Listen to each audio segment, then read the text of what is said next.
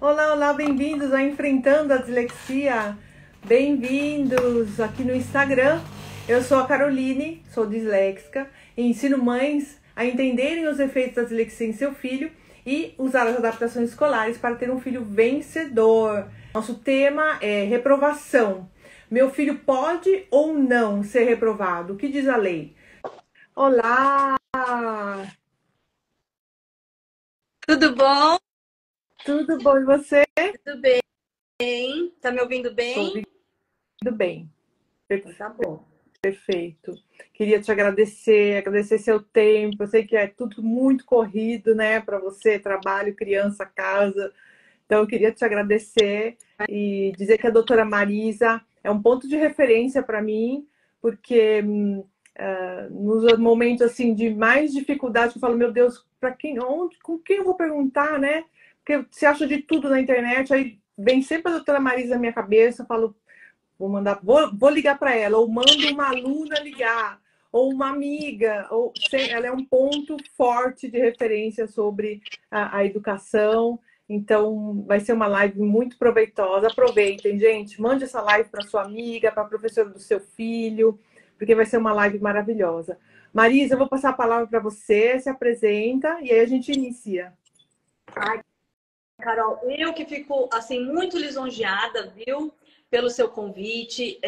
Eu acho que sempre que a gente tiver a oportunidade de falar sobre o assunto, de difundir informações importantes para as famílias atípicas que têm questões aí dentro das escolas, acho que a gente tem que aproveitar essas oportunidades. Aí uma breve apresentação para quem não me conhece: eu sou advogada, eu sou especializada na área da saúde, no direito dos autistas, e eu tenho um filho que tem TDAH. Dentro desse estudo, dessa jornada profissional, eu fui fazendo paralelos com os direitos também dos alunos, das crianças que têm TDAH.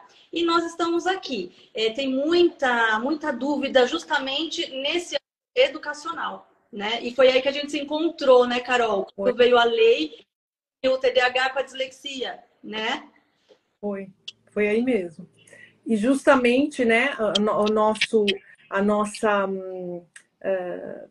o nosso ponto de interrogação, né, era esse encontro, né, entre dislexia e TDAH, o porquê, né, sendo que são duas coisas diferentes e TDAH precisa de muito mais amparo, assistência, né, tanto da parte do professor quanto da parte do professor auxiliar. E aí a gente conversou, né? E a gente sempre tira vai tirando dúvida da outra, e isso é muito gostoso, é muito bom poder ter o ponto de referência, que é você, e eu poder ser também, em alguma forma, uma ajuda para você, né? E isso é muito bom. Então, Nossa, hoje, posso entrar? Posso entrar no assunto, então? Então tá. Hoje a gente vai falar, o nosso tema de hoje é sobre reprovação. Teve uma pessoa que escreveu aqui numa live semana passada, escreveu, os disléxicos não podem ser reprovados. Aí eu falei, opa, peraí. Falei, olha, eu não achei, pode ser que eu esteja enganada, hoje a doutora Marisa vai tirar essa nossa dúvida, mas eu não achei em lugar nenhum, nenhuma lei que diz, olha, quem tem transtorno específico de aprendizagem, né, não é reprovado. Então, quer dizer, bem claro, né, bem nítido, não achei. O que que eu percebi, né, nessa fala dessa pessoa? Provavelmente, pelo disléxico, pela criança com TDAH estar no mesmo pacote, né, vamos dizer assim, tem algumas, vamos dizer, facilidades que até hoje ninguém viu essa facilidade, porque ninguém usa as adaptações, né? Nenhuma escola usa realmente como se deve o que os profissionais escrevem nos laudos. Então, na verdade, eu não vejo essa afirmação dessa pessoa está completamente errada, porque eu não vi em nenhum lugar nenhuma lei, e nem as próprias adaptações que os profissionais colocam nos laudos são aceitas, acatadas e colocadas em prática nas escolas. Então, eu quis trazer esse tema muito quente porque realmente a gente está no final do ano, faltam 2 meses e alguma coisa, quase 3 meses para terminar o ano. Seguramente, certamente, muitos disléxicos, né, quem tem transtorno de aprendizagem, irão repetir de ano, porque a mãe não sabe como lidar com isso, não sabe estudar com essa criança. Então, eu falei, é um tema quente, esse é o momento de trazer esse tema em pauta, né? Justamente por estar na Semana da Dislexia, é um tema muito importante. E o que você acha, Marisa, dessa fala, dessa pessoa, essa afirmação? Corretíssima. E é muito importante também, né, esse momento, pensar para o ano que vem, né? Porque as pessoas já estão pensando em rematrícula e como que vai ser. E é interessante, é muito importante a gente dar um norte para essas famílias, né? Que muitas vezes ficam perdidas, né? Porque, infelizmente, a gente precisa ter muita informação para conseguir caminhar dentro dessa situação. Então, realmente, a gente precisa ter uma bagagem de informação à mão. Por exemplo, eu já atendi família e, assim, não é culpa da família. A família que menos deveria ter a responsabilidade de saber. Mas, infelizmente, por conta das falhas institucionais, a gente precisa capacitar as famílias para buscar. Porque sem essa mobilização social das famílias, as leis não vão sair do papel. Né? E eu costumo repetir em todos os lugares que eu tenho a oportunidade de falar que não é porque o direito é negado que ele não existe, né? Então, assim, nós temos assim a legislação a favor, mas infelizmente as instituições não praticam o que deveriam praticar. E por isso as famílias precisam ter esse conhecimento para não parar na primeira negativa. Sim. Sim, o resumão de tudo, de todo esse cenário, é o seguinte: a negligência da escola frente a um aluno atípico prejudica o rendimento desse aluno. Então, esse aluno assim, como a gente fala assim, pode reprovar, não pode reprovar. Então, a gente tem que lançar luz nesse tema, porque é uma resposta complexa, não é uma resposta simples. Por quê? Porque a gente está falando de um aluno que precisa de suporte. Né? A gente está falando de um aluno atípico. Então, a primeira pergunta, a pergunta real que deveria ser feita é o seguinte: esse aluno, ele está tendo o suporte necessário? Porque se esse aluno não estiver tendo o suporte necessário, a escola está sendo negligente com esse aluno. Sim. E ele vai ser prejudicado no final. Só que é justo ele ser prejudicado por uma negligência? Então, assim, são reflexões que a gente tem que fazer. Né? E muitas famílias ficam aguardando um sinal da escola que existe algum problema. E às vezes esse sinal não vem. Então eu tenho também conversado, atendido algumas famílias que o tempo corre, o ano vai correndo e está tendo aquela dificuldade.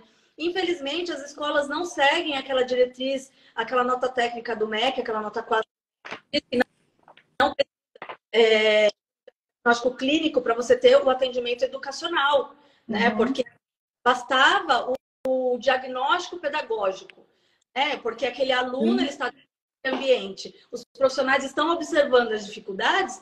Gente, é simples, tem que atuar nas dificuldades independente do nome que aquilo tem, né? Claro que vai investigar, que vai buscar e tudo mais, mas não deveria se aguardar todo esse processo finalizar a trabalhar nas dificuldades daquele aluno. Verdade. Então, eu vejo que, assim, muitas famílias perdem um tempo precioso aguardando a finalização da escola que não chega. E aí é complicado. Então, agora eu vou dar um pulo do gato aqui, da experiência, que é um ponto importantíssimo. Que é isso, as famílias precisam estar um passo à frente. Então, o que acontece? Precisa-se ter um relatório de um profissional, que seja um psicopedagogo, um pedagogo, que esteja avaliando essa criança e percebendo quais as dificuldades dela dentro da escola. Então, com esse relatório de um profissional que está verificando essas dificuldades, com esse relatório, encaminha para a escola. Sim. Quando você leva um documento de um profissional para a escola, aí você consegue, num olhar jurídico, provar a negligência da escola. Porque nós temos uma dificuldade no seguinte, ai, a mãe, o pai pediu, a família pediu. A família, ela não tem esse poder, vamos dizer, dessa avaliação profissional. Então, a gente precisa de uma avaliação profissional, que seja do médico, que seja da área da educação, da área, entende, da terapia, não sei. Essa criança, ela está sendo acompanhada porque ela tem alguma questão, alguma limitação em algum ponto. Qual profissional que está acompanhando? Faça um relatório detalhando o que está impactando, se já chegou num diagnóstico, como esse diagnóstico está impactando o rendimento, o comportamento dessa criança dentro da escola. E a gente precisa disso traduzido assim num relatório por um profissional. A partir daí, de um requerimento sempre por escrito, de um documento assinado por um profissional, aí encaminhado para a escola, aí sim a gente começa a requerer direitos e caso eles não sejam atendidos, a gente consegue comprovar uma negligência. Caso contrário, a gente fica numa situação bem delicada. Seria o primeiro passo para que essa família consiga ter vamos dizer assim, uma luz, colocar um holofote nessa criança e falar, ó, vocês não estão vendo, mas eu estou vendo que o meu filho está com dificuldade e já que eu sou a mãe, né, não tenho voz. E o profissional está dizendo. Porque a escola não pode negar um parecer de um profissional. Ok, perfeito. Eu tenho ouvido também muitas mães que falam que as escolas não aceitam o laudo só da fono, que antes acontecia isso, era normal. Porque a fono, vamos dizer que a fono é o primeiro ponto de referência, né, de um transtorno de aprendizagem. Então, passou pela fono significa, peraí, tá com algum problema. E aí sim, depois vem psicopedagoga, neuropsicóloga e o conjunto, né, de profissionais até chegar no neuropediatra. Mas hoje em dia, a maioria das escolas querem que o médico assine o laudo para poder começar um PEI, uma coisa assim, ou um PDI, né? Para quem não sabe o que é aquele documento que o professor faz, ou o coordenador, para que a criança veja especificamente quais são as dificuldades da criança, a criança tenha uma vida acadêmica mais, vamos dizer assim, solevada não, mais clean, né? Mais tranquila, porque vão tirar aquela dificuldade que ela tem do dia a dia. Então, vai ser um plano terapêutico, né, didático, para que ela consiga estar ali pare aos seus coleguinhas de classe. Então, esse é um início, que nem isso tem, nem isso os pais dizem que conseguem. Então, a senhora acha que esse parecer de levar só... Senhora, não! É verdade. Ai, Marisa. Sabe por quê? Ai, meu Deus. Que isso, cabeça de aniversário, você me põe em crise. Não, você é mais nova do que eu. Sabe por quê? Porque aqui na Itália, advogado, você não pode nem falar, nem dar o tu, né? Que seria o você. Você tem que falar só na linguagem do senhor ou senhora, que seria o lei ou lei, que é, né, é uma coisa assim bem distante. Mesmo cliente e advogado, eles são bem... Então você tem que dar essa... E aí eu tô tão acostumada aqui que para mim a doutora Marisa é...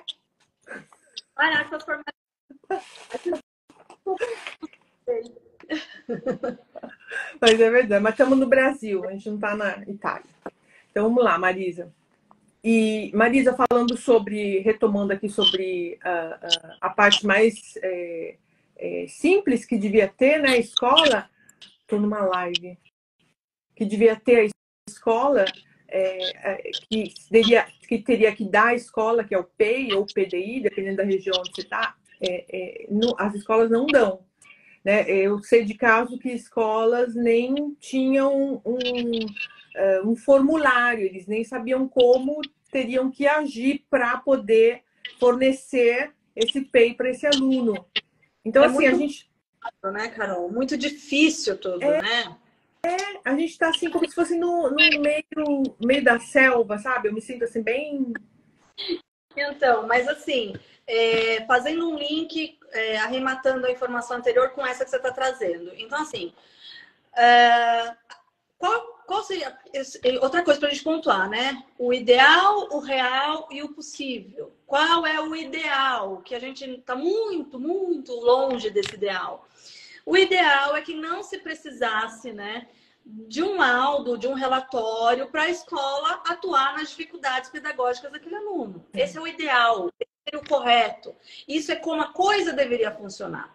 Mas na realidade não é assim que funciona. E eles até pedem essas coisas para ter um direcionamento, ter um norte de como vão agir e tudo mais. Então, assim, do meu lado jurídico, numa questão de um olhar mais jurídico, né? Porque a gente separa também quando a gente está falando direto com a escola e quando a gente está pensando em processo judicial, são coisas diferentes. Então, assim, a princípio, para a escola, relatórios dos profissionais indicando essas limitações e tudo mais, deveriam já suprir a necessidade que eles têm de conhecer mais sobre aquelas dificuldades, Sim. né? Mas, assim, quando a gente fala de um processo judicial, a rainha das provas é o relatório médico. Então, assim, um relatório de um neuro, de um médico é muito importante. E acaba tendo mais peso, sabe? E até para ele descrever todas as limitações e assim, e não é... Tecnicamente, a gente fala relatório médico, porque um laudo médico seria o quê? O diagnóstico e o CID. E isso não basta. Nós precisamos entender como aquele diagnóstico impacta aquele indivíduo. Porque nós temos diversidade dentro do diagnóstico. Cada indivíduo tem determinados sintomas. Então, aquele diagnóstico atua diferente em cada pessoa. Então, a gente precisa que esse relatório médico discrimine isso. Tá? Isso é pensando num processo judicial. Né? Mas isso não deveria ser tão necessário para a escola. Então, não precisaria nem chegar, né, nesse nível. Exatamente. E falando do PEI, né? Eu tenho colegas aqui que eu acompanho, que ensinam a fazer o PEI, tem o maior esforço em torno do PEI, é muito importante. E a gente vê como as escolas não sabem fazer o PEI. Então, ampliando o olhar, a gente está aqui numa conversa, no bate-papo, né? Às vezes, porque assim, a gente tem que conjugar qual é a vantagem, às vezes, de uma ação judicial. Claro, muitas vezes a gente tem que se socorrer, sim. Só que pensa comigo, Carol, você move uma ação judicial para obrigar a escola a fazer um PEI. Quem garante que ela vai fazer aquele PEI da forma que tem que ser feito? Sim. Porque a grande deficiência está na realização do PEI. Sim.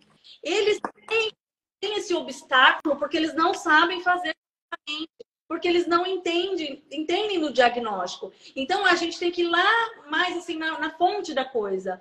A barreira atitudinal para os nossos alunos atípicos, eles começam na formação dos professores. Sim. Sabe? Sim. Como que a gente vai tirar a pedra? A gente está nesse ponto. Sim. Sim. A gente está como se a gente estivesse lá no período ainda pré-histórico. Não sei se você ouviu. Ah, foi você que me mandou um áudio nos stories de uma professora formada na USP, professora de português, que ela falou: olha, eu me formei e nunca ouvi falar sobre dislexia. E a minha fala é inspirada na fala dela, justamente. Sim. Sim. Quando eu vi aqueles vídeos, eu falei: ah, meu Deus, eu já sabia, mas eu não imaginava. Marisa, eu fiz psicopedagogia e teve uma matéria minúscula sobre dislexia, sobre os transtornos de aprendizagem. Eu falei, ok, né? Pode ser porque é uma pós, então é pequenininho. Mas nunca imaginei que uma professora de português, ela falou, eu nunca ouvi falar sobre dislexia. É muito grave. E ainda ela se formou numa das melhores faculdades do país, né? Então, imagina. Como a situação é complicada. E assim, só para a gente deixar bem marcado, então, o assunto dessa live que a gente falou, os pais, a família precisa se adiantar para requerer, via documento, as adaptações e suportes que seu filho precisa dentro da escola. Porque a partir daí, você consegue caracterizar uma negligência caso esse aluno seja prejudicado, caso ele não seja atendido. Então, nós temos como questionar isso, tá? Nós não temos como questionar se a família não mandou nenhum requerimento, se a família... infelizmente, a família tem que investigar, tem que saber o que está acontecendo. Quanto mais informação mandar, melhor. Se ficou uma coisa só de boca a boca, se, sabe? Uma coisa, a família pediu, a escola fingiu que não ouviu. Então, a gente não tem muito como ter elementos para trabalhar em cima disso. A gente precisa marcar muito nessa questão dos profissionais orientarem essas adaptações, esses suportes e haver esse requerimento por escrito na escola. E a partir daí, como eu falo no meu Instagram, tá lá, bastante informação nesse sentido, que você tem que ir escalando. A escola não fez nada a respeito, você pega essa documentação, Secretaria da Educação, Ministério Público, né? Você vai denunciando, você vai buscando os órgãos e o último caso, judicializar.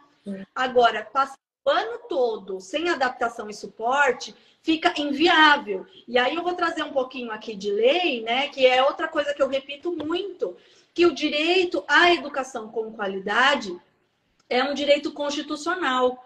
E só que assim, quando a gente está falando de um aluno com desenvolvimento atípico e não necessariamente com transtorno, né? Porque desenvolvimento atípico, como a dislexia. Então, assim, ele tem a capacidade de aprender, mas ele precisa aprender de outra forma. Por isso, você precisa ter uma adaptação. No caso do TDAH, às vezes, você precisa oferecer a prova, a avaliação de uma outra maneira.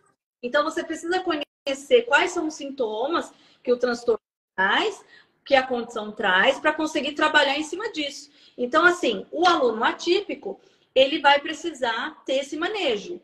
Se ele não tem esse suporte, essa adaptação, ele não consegue acessar a educação com qualidade. Ele não consegue. E a gente está violando o princípio constitucional da isonomia, que é todos terem as mesmas condições de acessar essa educação, né? E é aquela questão, tratar desigualmente os desiguais na medida que eles se desigualam. Então, a legislação, né, a Constituição é de 88, então a gente vai conjugando normas. E quando a gente leva isso para a justiça, a gente tem a Lei de Diretriz e Base da Educação, que lá consta que quando um aluno tem dificuldade ali para ter o rendimento escolar dele, a escola ela tem que oferecer formas dele recuperar esse conteúdo, de conseguir acompanhar. Então, assim, a legislação, ela ampara. O que não ampara são as instituições, né? Então, se a gente coloca um olhar para isso, a gente vai olhar as formações, como os profissionais não conhecem sobre essas limitações e o que teria que ser feito. E tem o seu material, né, Carol? Que você fez um guia interessantíssimo sobre adaptações e tudo mais. Eu até estou abrindo ele aqui no meu computador. Sim. Marisa, pegando só um ganchinho do que você estava falando sobre levar o documento para a escola, antes que eu esqueça, importantíssimo, estava falando com uma mãe hoje isso, protocolar na escola, pegar uma cópia do laudo que você vai deixar na escola, pedir para aquele laudo ser protocolado, porque você tem que ter esse protocolo na mão, esse documento na sua mão, né? Porque muitas mães entregam e não ficam com nada. Não. Então, é importantíssimo. Pergunta aqui que eu acho muito legal para responder. Ó, um aluno disléxico, ele tem direito a um professor de apoio? E aí a gente pode falar, um aluno com TDAH, um aluno com qualquer, né, condição que ele tiver, ele tem direito a um professor de apoio? O raciocínio para você dizer se o aluno tem direito a um professor de apoio é a necessidade comprovada. Sim. Assim, tem a necessidade, está provado, comprovado por profissional, né? Então, é claro, quando a gente fala de processo, a gente nunca vai falar... E claro que a instituição vai negar. A maioria delas vão negar.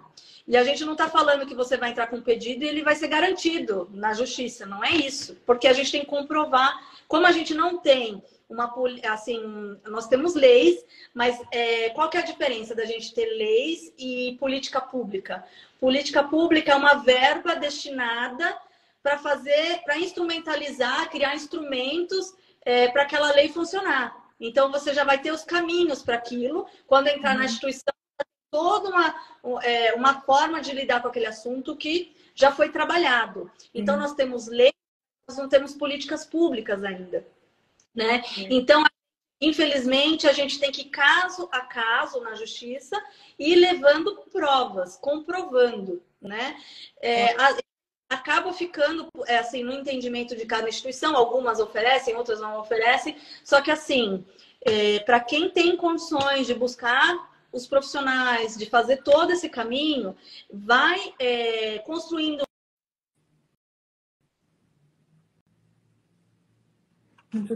Ok.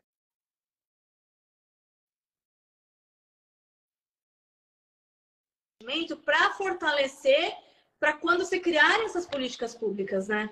Okay. Então, é isso, porque quando a gente vai analisar a jurisprudência desses casos, a gente vê, quando eu falo, né, que eu comecei a falar no Instagram, agora no caso do TDAH, né, dos transtornos, né, do TOD, eles não são considerados deficiência para fins legais.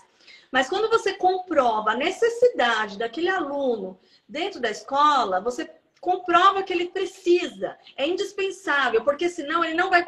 Igual o ECA, o Estatuto da Criança e do Adolescente, artigo 53, se eu não me engano. Permanência na escola.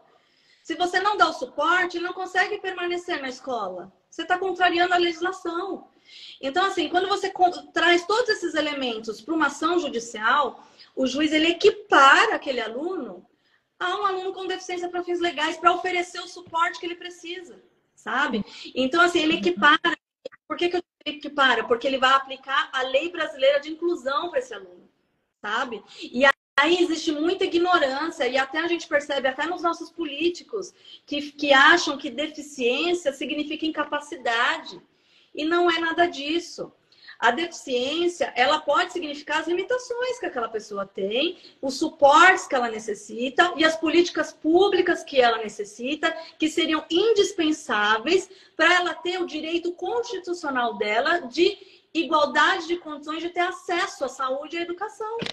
Então, o raciocínio é esse. Ok, perfeito. E pulando desse raciocínio para as adaptações que têm que ser feitas justamente para não chegar até, né, esse nível.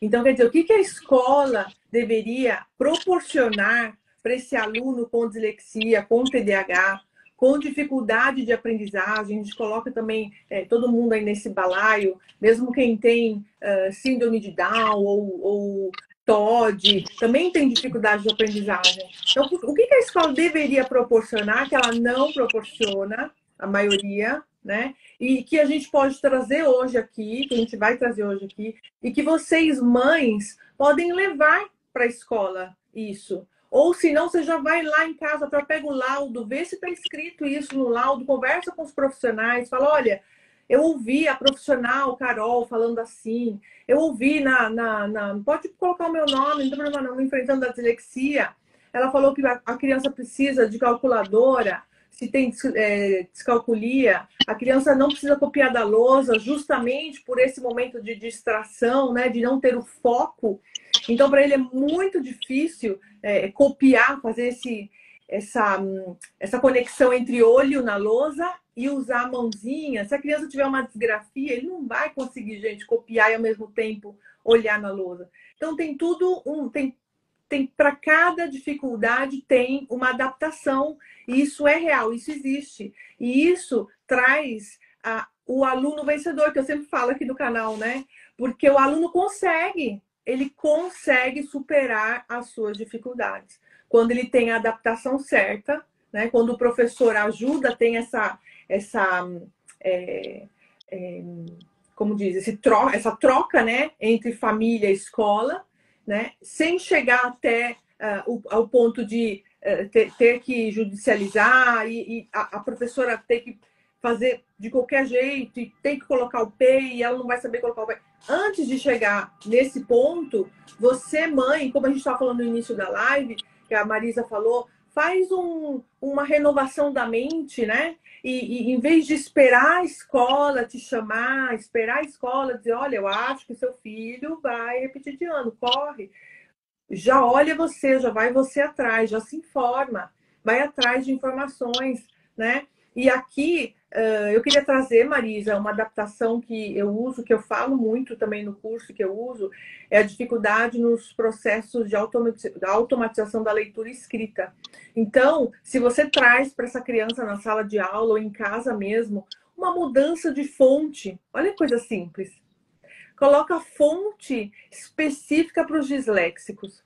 Tem uma aqui que chama Open Dyslexy, que você acha na internet, é gratuita. Você põe no Google Open Dyslexy. É gratuita. Você baixa, coloca o seu e-mail, baixa a fonte e ela entra no seu computador automaticamente. Passa isso para a professora. Quando a professora for fazer a prova vem com a letra, com a fonte do disléxico. A leitura para ele é tão mais agradável para os olhos dele. Ele não vai ficar pulando linha, ele não vai comer palavras. Poucas coisas, gente, que existem, mas são como o nome diz, né? O transtorno específico, como é bem específico, são coisas específicas, como o espaçamento. Se você deixar uma linha embaixo da outra na prova, ou um texto que a criança terá que ler, ele não vai conseguir ler. Então, coloca o espaçamento 1,4, 1,5, para que ele tenha uma boa leitura. Isso muda completamente. Carol, e é muito assim, me veio na mente o seguinte, são adaptações, nesse caso, que não vão prejudicar ninguém, na verdade, porque existe até aquele pensamento, né, que é importante a gente pensar aqui, que a inclusão, ela não diz respeito apenas sobre o aluno que precisa de inclusão, ela diz respeito a todo mundo. Então, quando você toma medidas de inclusão, você está ajudando todo mundo. Você está melhorando para todo mundo. Além dos típicos também aprenderem a lidar com a diversidade. Então, assim, elas são prejudiciais para quem? Para ninguém. Quer dizer, você tá atuando de uma maneira ajudando, né, uma criança, um aluno disléxico, para que ele consiga fazer a sua atividade, a sua avaliação. E para o aluno típico, aquilo não vai prejudicar ele em nada, né? Então, assim, só tem a ganhar, não é? Sim, verdade. Tanto é que eu tenho uma prova viva em casa, eu tenho trigêmeos e o André é disléxico e os dois irmãozinhos não são disléxicos. Mas o meu método, eu ensinei para os três. E Vitória e Marcelo vão tão bem na escola. Eu nem gosto de falar, porque eu não gosto de ser aquela mãe que fala, meu filho vai super bem na escola. Não gosto, sabe? Porque, não sei se é trauma, mas não gosto. É igual e aí... bebê que dorme a noite toda. A gente também não fala muito, porque... Verdade. Verdade. E aí, é isso mesmo, é inclusão. Marisa, as pessoas são tão ignorantes, mas não na palavra ignorante, é de não querer olhar a verdade, eles querem ignorar. Então, eles falam, não, adaptação deve ser uma coisa muito estranha para se fazer. Não, está inventando moda. Dislexia, TDAH, agora todo mundo tem. Não, adaptar, mas só tem um na classe, nós somos em 30. Adaptar um para quê? Exato. Então, mas aí que tá. Agora eu vou falar um pouco. Você falou, né? Deu uns exemplos de adaptação, assim, para o aluno que tem dislexia. E a gente pensando aqui no TDAH, né? E o TDAH, a questão da hiperatividade, da impulsividade, né? Que já atua mais no comportamental. Então, a gente sabe que se você colocar aquele aluno na frente, ele vai ter uma chance de prestar atenção melhor no que o professor está falando, de não se mexer tanto, de não atrapalhar os coleguinhas. Então, assim, assim, o que me veio à mente também com a sua fala é que um passo antes das adaptações, o que a gente observa é que a gente tem a barreira atitudinal mesmo, né? Porque é isso. Como eu vivencio o TDAH, não sei aí do seu lado com a dislexia, mas a gente percebe que os sintomas do transtorno, como não há conhecimento da equipe, não há um preparo da equipe, os sintomas, eles são vistos, eles são julgados moralmente. Olha que loucura. Então, assim, se você é um cadeirante, você está vendo ali. Você não vai julgar por que aquela pessoa não está andando. Mas o transtorno é invisível. Você olha aquela criança e você vê que ela está sacudindo, você julga aquela criança moralmente por um transtorno que ela tem. Então, assim, a gente tem que caminhar muito para isso parar. Porque ainda as pessoas que fazem isso dentro do ambiente escolar são as pessoas que deveriam ser a referência para essa criança que está em formação além de tudo, né? Porque já tem o cérebro imaturo, está em formação e tem um transtorno, embora ninguém possa enxergar. Então, assim, quando você tem o conhecimento do funcionamento daquilo, você vai agir. Eu falo isso agora como família, né? Você vai agir de uma maneira diferente. Não estou dizendo que você nunca vai se irritar, que você nunca, não sei o quê. Mas você vai dar um passo para trás. Fala, opa, então vamos com calma. Porque aqui eu estou vendo um sintoma. Aqui eu está um pouco além do que aquela criança pode oferecer, né? Porque talvez um comando que funcione com o típico não vai funcionar com o atípico. E aí você vai piorar a situação ali daquela situação. E isso desrespeita todo o ambiente, não só aquela pessoa. Verdade. Né? Eu aprender a lidar, me instrumentalizar, ter as ferramentas para em conjunto com a família, né? Porque assim, 1254 diz que é escola e família, parceria. Agindo em parceria, a gente melhorando, a gente melhora no todo. No ambiente todo. E assim, a gente tem que parar de pensar só no nosso umbigo, gente. Porque assim, ó, a gente está melhorando uma família, uma sala de aula e uma sociedade, tá? Porque assim, quanto vai custar para o Estado uma criança com transtorno excluída desde a infância sem tratamento? Então, sabe, se a gente começar a pegar as estatísticas e tudo mais, não vale a pena, né? E como a gente já conversou várias vezes, né, Carol? Existem caminhos, existem leis, mas eu percebo muito do lado de cá que esse movimento tem que ser um movimento provocado pelas famílias. Sim. Não adianta as famílias acharem que vai vir pronto para elas tudo como tem que ser. Não. É uma batalha, é uma luta, é incômodo e a gente tem que ir desbravando esses caminhos. Sim, sim. Porque é justamente o que você falou antes. Porque as pessoas não são inclusivas, as pessoas são egoístas. Então, ninguém vai... Eu estava falando ontem numa live com a Júlia, uma mãe, a gente está desbravando, a gente está cortando como foice as folhas para abrir o caminho para a futura geração. Então, quer dizer, ninguém quer fazer esse papel. Né? Ninguém quer ir lá na escola e falar, olha, existem leis, olha que existem adaptações. Essa é uma adaptação, essa daqui, essa faz assim, assim, assim. Vai lá no tal canal, vai lá no tal curso, vai lá não sei aonde, porque você vai ter informação. Ninguém quer fazer isso, porque você bate de frente, né? Você não está vendo só a dificuldade do seu filho. Ali naquele momento você está vendo a dificuldade e ajudando as futuras gerações. E isso, quando eu percebi isso, Marisa, eu falei, meu Deus, isso é um propósito. A minha vida não foi... Agora eu entendo porque eu tô aqui na Itália. Porque eu descobri que... Imagina, eu descobri que era disléxica com 38 anos. Então, assim, não foi por um acaso que eu tive trigêmeos, não foi por um acaso. Sabe quando você, com 38 anos, fala, eu realmente entendo porque eu existo? Não foi por um acaso que meu filho nasceu com dislexia, que eu descobri que ele tinha dislexia, que eu descobri que eu tinha a minha dislexia. Então, hoje, com essa bagagem de conhecimento que eu tenho daqui, levar para aí e ouvir de mães, Carol, meu filho tirou 9,3 em geografia, porque ele aplicou os métodos do curso. Carol, meu filho tirou 9, foi a maior nota da sala. Não é nem pela nota. Eu nunca tirei 9 na escola, eu fico tão feliz. É da onde chegou, né? A Sim. Possibilidade que era possível, né? Sim, que existem, né? Existem. E aqui, a lei de 2021, sabe? 2021, gente. A gente está em 2023. a gente não tiver uma mobilização das famílias cobrando a efetivação dessa lei, ela não vai sair do papel. Sim. Essa lei garante apoio educacional.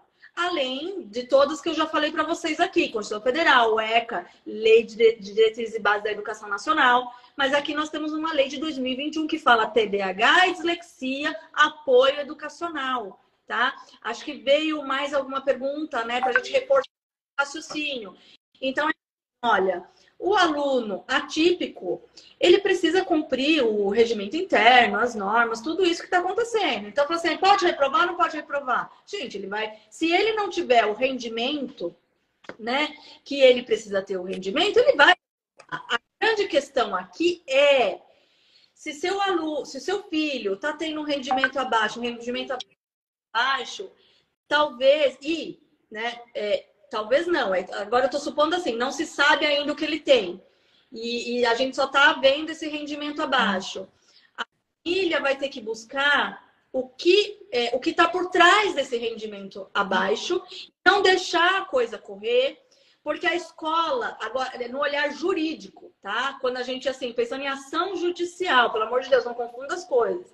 A escola tem obrigação, tem dever, ela deveria fazer. É aquele ideal que a gente está falando. Não deveria esperar o laudo. Mas aqui eu pensando, fazendo uma ponte com uma ação judicial, já no outro extremo. Eu preciso que essa família tenha provocado a escola por meio de um requerimento por escrito protocolado, como a Carol falou. E que esteja embasado por um profissional. Porque a palavra da família para a escola não vale nada, né? E a realidade é que muitas escolas não têm essa proatividade de trabalhar a limitação daquele aluno e também não passa isso para a família, sabe? Então, assim, se esse aluno correu o ano todo sem o laudo, sem uma investigação, sem um tratamento, sem um requerimento, como que eu vou questionar a reprovação desse aluno? Agora, se a família fez um requerimento dizendo, aí ele tem direito sim às adaptações e suportes. Tem direito, por mais que a escola negue. Aí esse é o meu ponto, é onde eu entro. Se você provocou a escola e a escola foi negligente, a gente prova essa negligência. E aí a gente tem possibilidade de rever essa situação. Mas eu preciso comprovar essa negligência. E eu só... Aí o divisor de águas é essa provocação da família por escrito na escola. Entende? E assim, aí só fazendo mais uma informação aqui, quando a gente fala de rede privada, isso é tanto rede pública quanto rede privada. Tudo que a gente fala aqui, a obrigação da escola, porque o que acontece? Educação é dever do Estado. A rede privada, ela cumpre uma função social autorizada pelo Estado. Então, ela tem que cumprir as mesmas coisas. Lembra que o direito à educação é um direito constitucional? Então, é isso, tanto pública quanto privada. Mas aí, assim, ó, uma questão de negligência. Se esse aluno é prejudicado, né, por uma negligência da escola, eu tenho até como brigar por uma reparação indenizatória. Porque a gente está falando também que aqui do Código de Defesa do Consumidor, por exemplo. Então, assim, a questão é que a família precisa ter essa postura de ir buscar, de provocar, né, para a gente conseguir construir a realidade dessas leis que estão aí.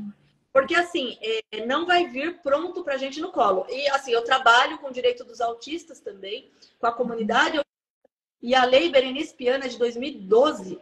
Então, gente, 2012. E a luta é intensa. Nós estamos em 2023. A Lei do TDAH e da dislexia é de 2021. Sabe? Muito nova. É muito nova. Não achem vocês que você vai chegar na escola e vai estar tudo redondinho. Que não vai ser.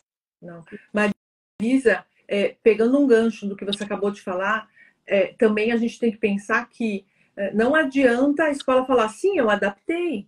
Ok, o que você fez de adaptação? Ah, coloquei uns minutos a mais para que ele pudesse fazer a prova.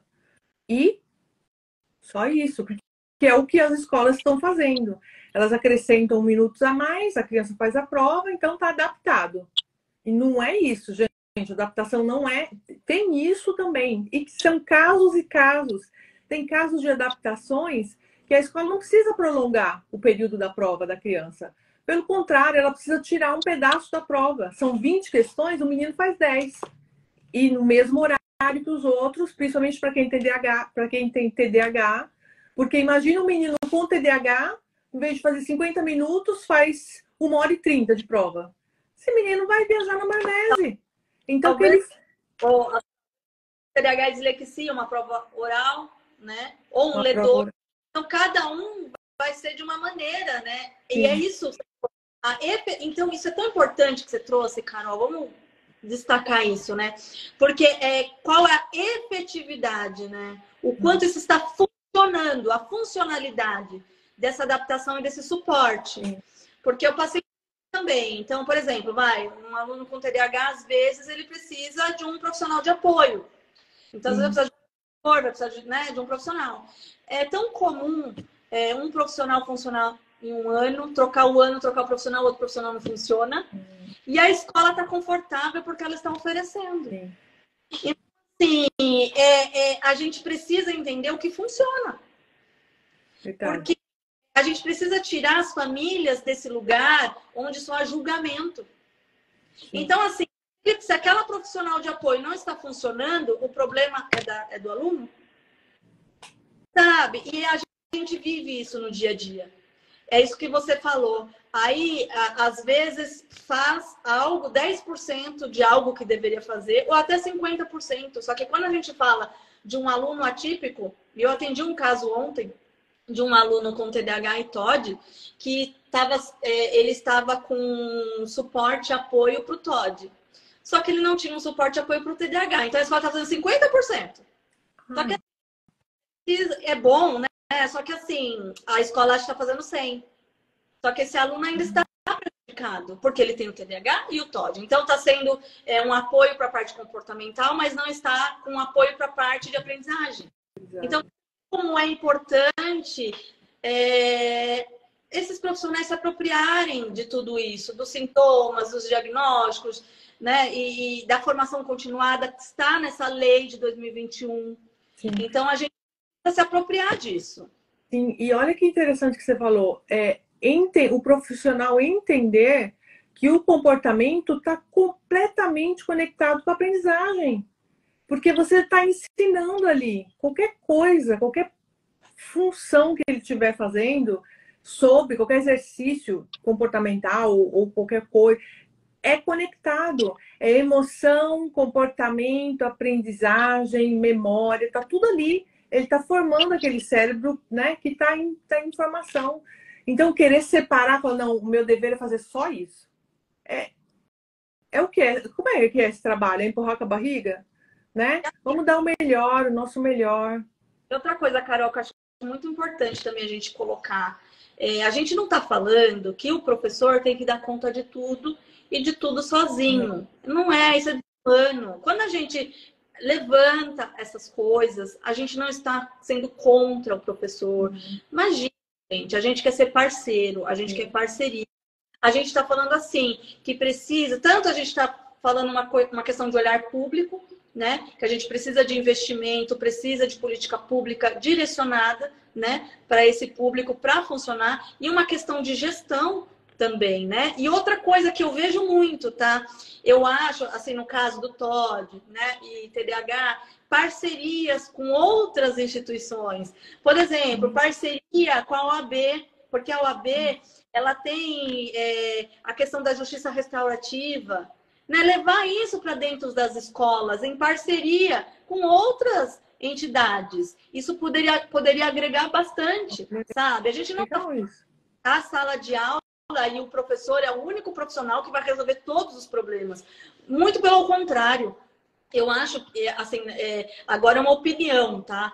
Eu acho que problemas complexos precisam de respostas complexas. E a gente precisa de ajuda de profissionais das mais variadas áreas. E esses profissionais precisam estar dentro da escola e agregar o assistente social, o psicólogo, sabe? Trabalhos de conciliação de mediação, de justiça restaurativa. A gente não pode esquecer que a escola é uma preparação para a cidadania, para a sociedade. Aquelas pessoas, elas estão sendo formadas para o social, sabe?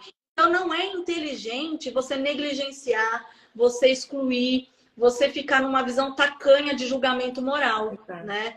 E aqui é uma opinião, mas assim, agora a questão dos direitos, a gente precisa lançar a mão, se apropriar, pegar essas ferramentas e ir batendo na porta de todas as instituições. Vão ter negativas, sabe? Mas a gente precisa. E quando a gente também a gente precisa aprender também com a comunidade autista que está na luta, há muito tempo. Verdade. Né? E a gente precisa gravar, precisa denunciar. E não tem jeito, gente. O caminho é esse mesmo. É verdade. Não, as mães precisam se levantar, né? É muito comum você deixar o filho na escola e falar, a escola vai tomar conta. Mas eu acho que a gente chegou num ponto, já que nós temos a lei federal, a gente chegou num ponto que a gente tem que se apropriar dessa lei e falar, ok, então temos apoio político, as professoras têm que se atualizar, tem que ver os sinais, é isso que a lei diz, né? As professoras têm que ver os sinais, né, de uma dificuldade de aprendizagem, pode ser dislexia, pode ser descalculia, e encaminhar para a rede pública.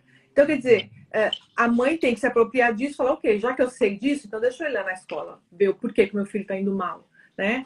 E procurar recurso mesmo, saber o que é a dislexia, o que é a descalculia, o que é o TDAH, né? Porque as crianças vão repetir. Gente, eu vou falar uma coisa, isso da disléxica, né? Sendo disléxica, o disléxico tem tudo, tem todo o conteúdo dentro da cabecinha dele. Ele sabe tudo, mas ele não sabe externar. Ele não sabe fazer uma redação, ele não sabe colocar no papel, ele não consegue interpretar o texto, ele não consegue ler, ele não consegue jogar para fora o que ele tem. Então, reprovar essa criança é como se você falasse, ó, você é incapaz, você não consegue, você não vai conseguir, então vai fazer de novo o próximo ano. Essa é a verdade, nua e crua. Entendeu? Então, dar essa chance que ele tem, não é nem dar, porque por lei ele tem essa chance das adaptações, ele tem as adaptações, como a Marisa falou, é uma lei federal. Gente, nós temos isso, vamos atrás dessas informações, né? Saber que os mapas mentais é o cérebro a longo prazo do disléxico, a memória a longo prazo dele que ele não tem, que é a curto prazo. Saber que existem ferramentas, adaptações que a escola pode usar, né, no dia a dia. E não estão usando, porque não sabem. Eu não penso que é porque não querem, eu penso que é porque não sabem, Marisa. Elas desconhecem. Mas é assim, eu vejo muito essa questão do julgamento moral, né? Eu acho que é a barreira atípica e tudo para aí, né? Sim. Porque a gente tem a demanda do atípico chegando, parou. Ah, é lerda, é burra, é isso, é aquilo. Pronto, julgamento. Julgamento, acabou. Porque se eu tenho ignorância, eu não faço nada. Se eu não faço nada. Então, assim, que nem quando a gente está falando, quando a gente fala reprovar, não reprovar, a gente tem que entender que quando a gente está falando de criança e adolescente, tudo que tem que ser feito é pensando no bem-estar e desenvolvimento deles. Esse é o princípio do ECA, do Estatuto da Criança e do Adolescente. Então, é isso que você está falando. Até que ponto eu estou ajudando, né? Eu estou contribuindo com a formação desse aluno disléxico, né? Retendo ele. Será que é por aí? Será que esse é o caminho? Além do que, o que a escola fez para extrair o melhor daquele aluno? Então, não é? É isso mesmo. Agora, mesmo. Quando a gente vê que aquele aluno é prejudicado, acabou se prejudicando e não se sabe o que ele tem ainda, né? Porque o pressuposto que a gente já sabe que existe uma dislexia, que tem nome, né? E aí entra essa falha, né, que a gente falou lá no início, que é muito complicada, porque não se deveria esperar um laudo, não deveria se esperar uma conclusão, principalmente assim do aluno que só está demonstrando aquele problema de aprendizagem, né? Que é muito característico da dislexia. Então, é uma forma de aprender. Então, se ele está na escola, tem uma dificuldade de aprendizagem, a escola precisa atuar nisso. Independente do diagnóstico fechado. Sim, absolutamente. É o que a lei fala, né? A lei de Salamanca. Justamente essa educação para todos e justamente independente de laudo ou não laudo, essa criança necessita, né? Do PEI ou do PDI. E ela pode fazer em qualquer período escolar. Início da escola, final da escola, em qualquer momento. Fala aqui sobre esse comentário, porque é o que a gente está falando dessa mentalidade, olhar da escola para o aluno. A escola já falou que meu filho disléxico precisa de autonomia. Enquanto ele tiver muletas, não será igual aos outros. É isso que a gente está falando, barreira atitudinal. Sim, sim. Mas especifica para gente o que a escola acha que é muleta para você, a Tavares Vieira.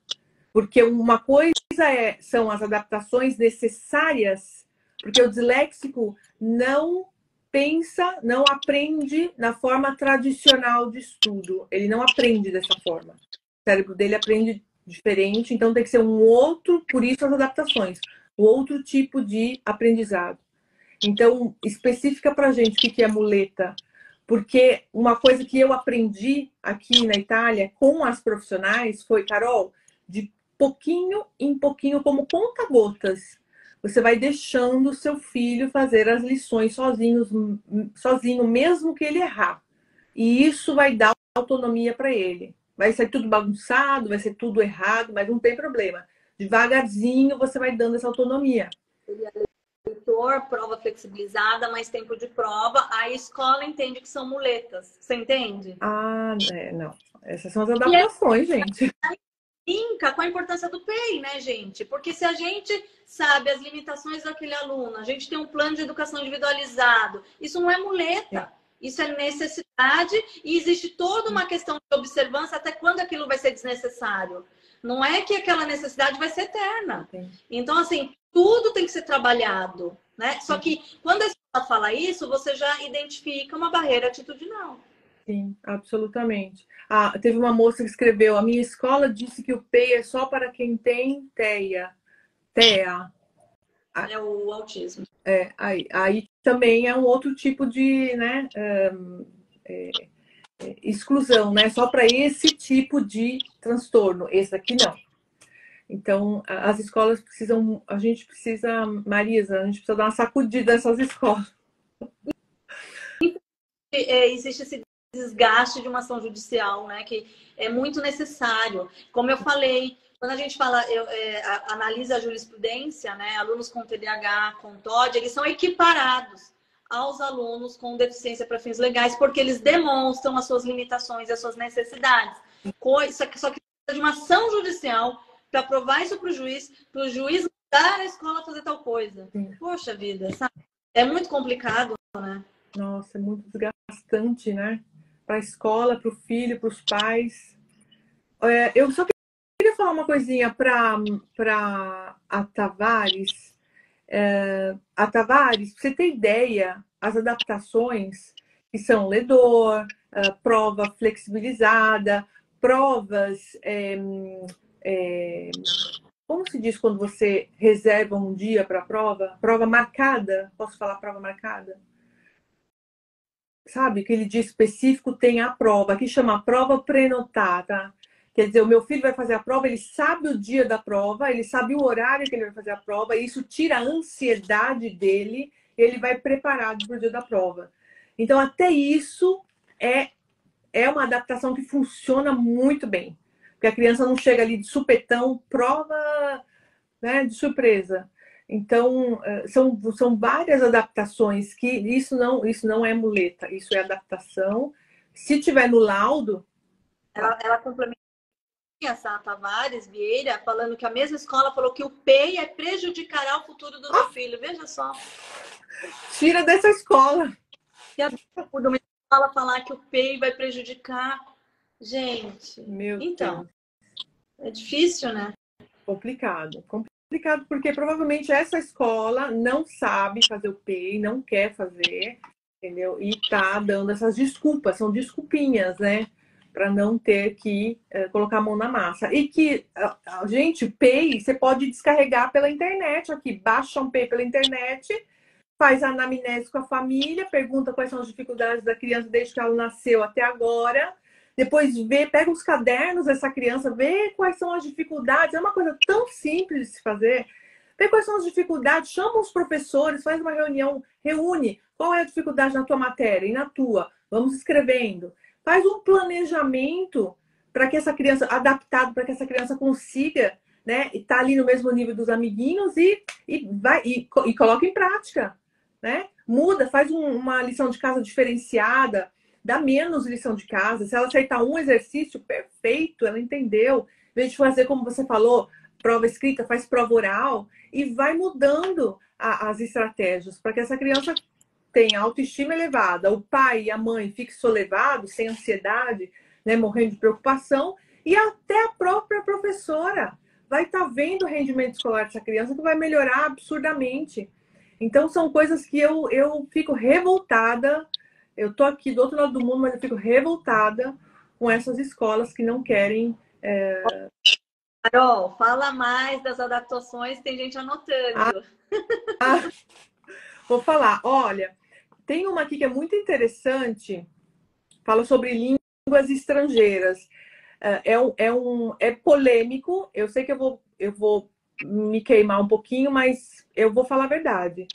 Tem muitas psicopedagogas que dizem que se seu filho está numa escola bilíngue, é melhor ele sair, é melhor ele fazer só o português, porque ele já tem dificuldade com o português. E que é real, né? O disléxico tem dificuldade com a língua mãe dele. Então, mesmo se estiver nos Estados Unidos, a criança americana, ele tem dificuldade com o inglês, como o brasileiro tem dificuldade com o português. Só que eu vou contra isso. Por quê? Porque eu vi na minha própria pele, meu filho, que na escola tinha o italiano, em casa o português, e o inglês e o espanhol. E ele, com a dificuldade dele, que a gente começou com a dislexia grave, e agora está no nível baixo, com a dificuldade dele, ele continuou, ele não quis parar em nenhum momento, e ele conseguiu. Hoje fala italiano, português, inglês e espanhol, tem 14 anos. Então, eu acho que é você quem limita, né? É o profissional que limita. E essa criança está em fase de desenvolvimento, gente. Quanto mais você estimular o cérebro dele, melhor é. Então, aqui tem uma adaptação que fala dificuldade de línguas estrangeiras. E o que você vai... como é que você vai ajudar essa criança se ele estiver numa escola bilíngue e fala inglês? Privilegiar a forma oral. Porque a forma escrita, ele vai escrever como ele ouve, né? O canal auditivo do disléxico é muito mais aguçado, porque é a forma mais fácil dele decodificar. Quando ele lê, para ele é muito difícil, ele não consegue decodificar. Então, ouvir a professora falando What's your name? Para ele é fácil responder My name is Carol. Mas se ele for escrever, ele vai escrever what is your. Ele não vai conseguir escrever, porque é muito complicado. Então, dar preferência, privilegiar, né, a professora para a forma oral. E utilizar por escrito provas de múltiplas escolhas. Então, coloca lá maçã, apple, e coloca as múltiplas escolhas. E, em vez de colocar a palavra, põe a palavra e o desenho.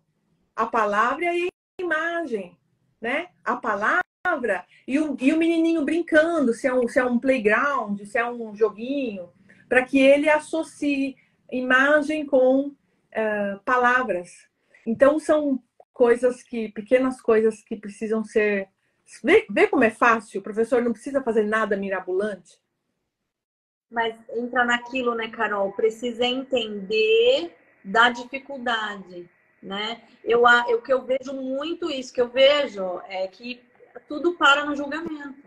Então, o ser humano, né, fica irritado e sai da zona de conforto e aí não quer fazer algo que acha que é muito além. Sendo que, né, se a gente olhar estatisticamente, os alunos atípicos eles estão aumentando, então vai ser inevitável esse entendimento por parte de toda a equipe, porque eles estão, então cada sala vai ter os alunos atípicos e a gente vai ter que aprender a lidar com esses suportes, com essas adaptações, vamos ter que descobrir soluções e respostas, sabe? Porque faz parte da nossa sociedade. Não adianta a gente ficar ignorando essa realidade. Não. Ah, o percentual aqui na Itália, estava falando sobre percentual, né? Aqui na Itália é um aluno atípico para cada sala de aula. A Itália é pequenininha, né? Então, se a gente fizer a comparação com o Brasil, que é enorme, imagina quantos alunos temos no Brasil de... E esse vem crescendo bastante. Mas é isso. Eu acho que a gente está nos últimos minutinhos. Você queria falar algumas coisinhas ainda, né? Sim, eu queria falar sobre o modo certo que essa mãe... A gente falou, né, na live sobre a mãe não esperar a escola, a mãe não ir na frente, ir pedir ajuda, saber dos seus direitos, ir conversar com a escola, né, como protocolar o laudo e todas essas coisas que a gente falou antes, e mostrar o jeito certo, que é o jeito certo que essa mãe tem que se mover, como fazem as mães das crianças com TEA.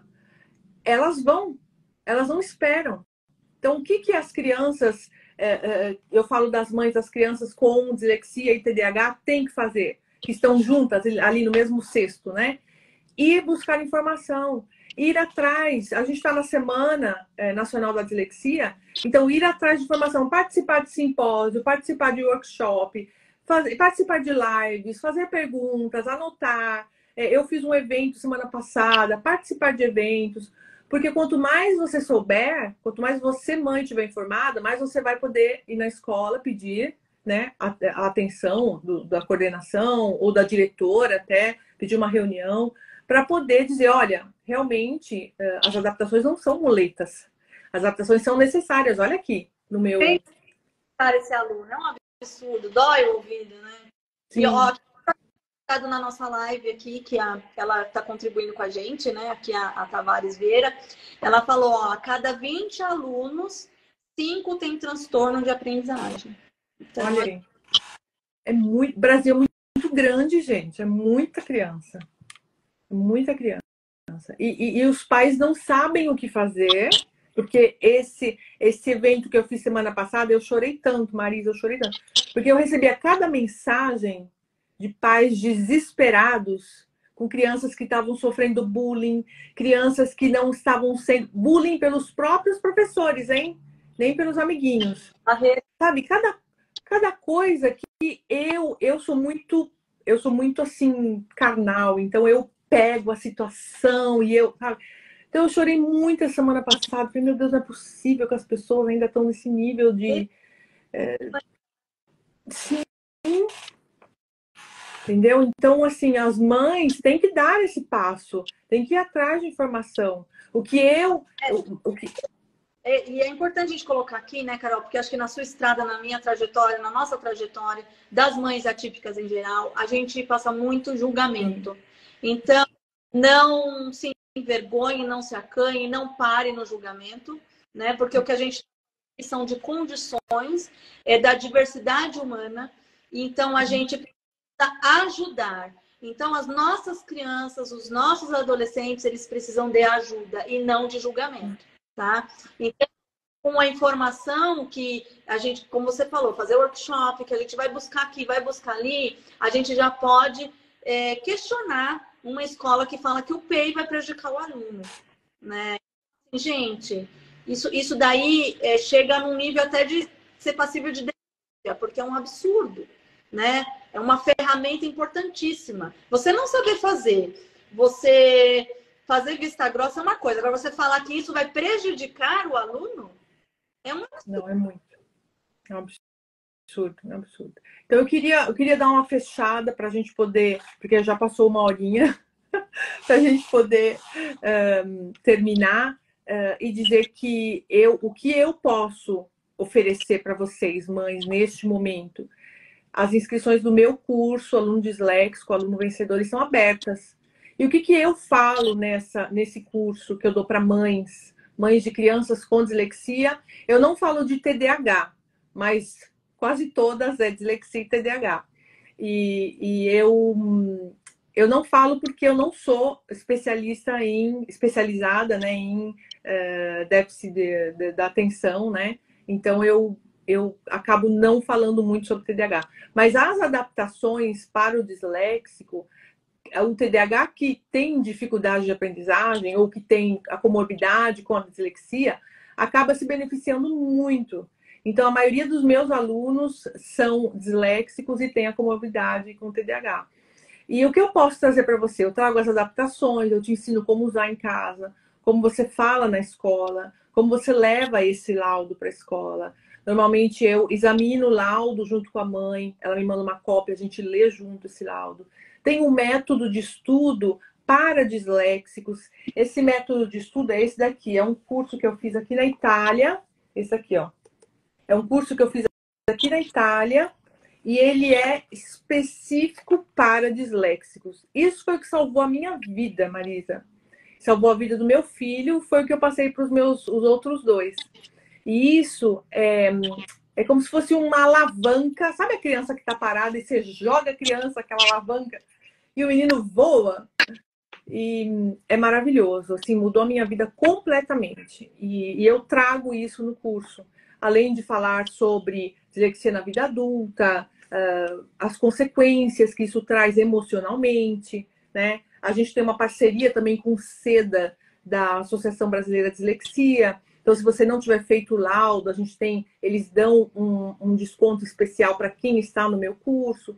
Então, assim, é um curso projetado especialmente para mães com crianças com dislexia ou crianças com TDAH e comorbidade de dislexia, para que você tire o seu filho desse limbo entre repetir ou ser o último da sala e leve esse menino para um patamar de... Eu não gosto de falar tirar notas altas, eu gosto de falar um patamar que ele entende o que ele está lendo, ele decodifica o que ele está lendo. E isso é importantíssimo quando uma criança lê um livro, gente. É a coisa mais linda. Ele fala, eu terminei um livro, eu terminei um livro. Isso é um bálsamo. A mãe vai até o céu e volta. Então, é o que eu posso trazer para vocês, além, né, do que eu trago aqui no canal. E a Marisa, como eu já falei no início da live, eu conheci ela através de um outro canal, mas ela é um ponto de referência meu, porque ela, muito querida, deu uma aula também no meu curso, e as informações dela tá lá também. As mães ligam, tem mães que já contataram ela. Então, ela é um ponto de... Eu sei que ela é brava, ela é firme na posição dela. E eu gosto disso, porque significa que ela tem preparação para aquilo que ela está trabalhando, fazendo, realizando. E ela tem um propósito também. E isso é lindo, a gente vê isso. Quando a pessoa tem um propósito nessa terra, ela tem esse propósito. E é isso, é o que eu posso trazer para vocês. Obrigada, viu, Carol? Imagina. Muito bom conversar com você. Estou muito feliz. Eu espero que a gente tenha conseguido ajudar, nem que seja um pouquinho, as pessoas que passaram por aqui, as pessoas que vão assistir essa live, e que elas não se sintam só, né?